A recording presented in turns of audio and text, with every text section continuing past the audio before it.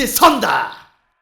방사성 물질 세슘으로 오염된 분유에 난리난 일본 엄마들. 국내 전문가가 폭로한 일본이 숨기는 비밀 대공개. 일본인이 들려주는 일본 분유를 절대 먹으면 안 되는 이유? 중국 가짜 분유로 인해 아이들에게 생긴 충격적인 부작용은? 끝까지 놓칠 수 없는 오지선다만의 흥미로운 이야기 지금부터 시작합니다. 분유에 대한 문제가 끊이질 않고 있습니다. 어디서요? 바로 일본과 중국입니다. 주변국인 일본과 중국에서 분유 문제가 지속적으로 발생하면서 한국 또한 그 영향을 받을 수 있는 상황인데요. 지금부터 일본과 중국에 어떤 일이 있었는지 알아보겠습니다. 먼저 일본부터 살펴보죠. 일본 홋카이도산 분유에서 방사성 물질인 세슘이 검출됐다는 일본 기관의 조사 결과가 알려져 파문이 일었습니다. 비영리단체 법인 신주쿠 요요기 시민측정소가 홈페이지에 공개한 내용 때문인데요. 일본 국민들 반응은 이렇습니다. 여러 사정 때문에 분유만 먹으며 크는 아기들도 많은데 먹으면 먹을수록 피폭이 진행된다. 오싹하네요. 아기를 키우는 모든 엄마들이 이 데이터를 봤으면 좋겠습니다. 무지란 무서운 거예요.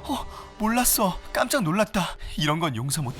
반드시 형법 적용을 해야 하는 사안이야. 이와 관련해 원자력 안전위원회 위원 출신 의사는 김어준의 뉴스공장과의 인터뷰에서 홋카이도뿐만 아니고 아마 일본 전체에서 나오고 있었을 것이라며 우려의 목소리를 표했는데요. 그는 일본 국토가 오염되어 있기 때문에 뭘 먹더라도 세슘을 소들이 먹습니다. 소들이 먹으면 당연히 우유에도 나오게 되고, 분유가 뭡니까? 우유를 말린 거잖아요. 말려서도 역시 나오는 거죠. 라는 설명과 함께 아마도 측정이 쉬운 세슘과 요오드만 측정했을 겁니다.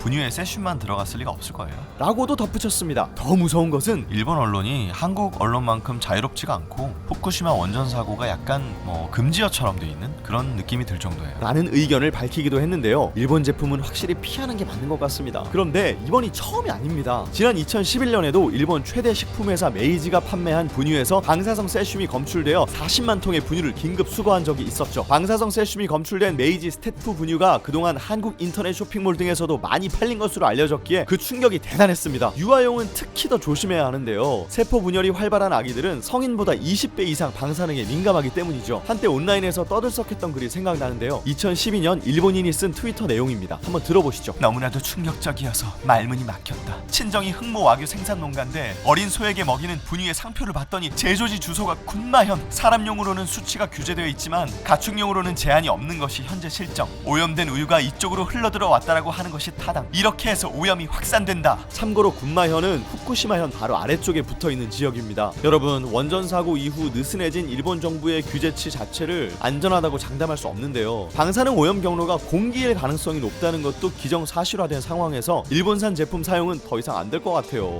이번엔 중국으로 넘어가 보죠. 최근 중국에서는 입에 담을 수 없을 만큼 충격적인 사건이 발생했습니다. 중국에서 가짜 분유를 먹은 유아들의 두개골이 큰 머리 인형처럼 커지는 부작용이 속출한 건데요. 중국 후난성 천저우시 융시현 시장 감독국은 유아들이 문제의 분유를 먹고 두개골이 기형적으로 커지는 사건이 발생하자 즉각 조사에 착수했다고 합니다. 해당 분유는 최근 치료 효과가 좋다는 특수 분유로 소개가 됐던 건데요. 알고 보니 분유는 진짜가 아닌 일종의 고체 음료에 불과했습니다. 게다가 이 분유를 먹은 유아들은 영양 부족으로 구루병에 걸렸는데요. 일부 유아가 몸에 습진이 나고 체중이 감소하며 심지어 두개골이 과도하게 커지는 부작용을 겪게 된 겁니다.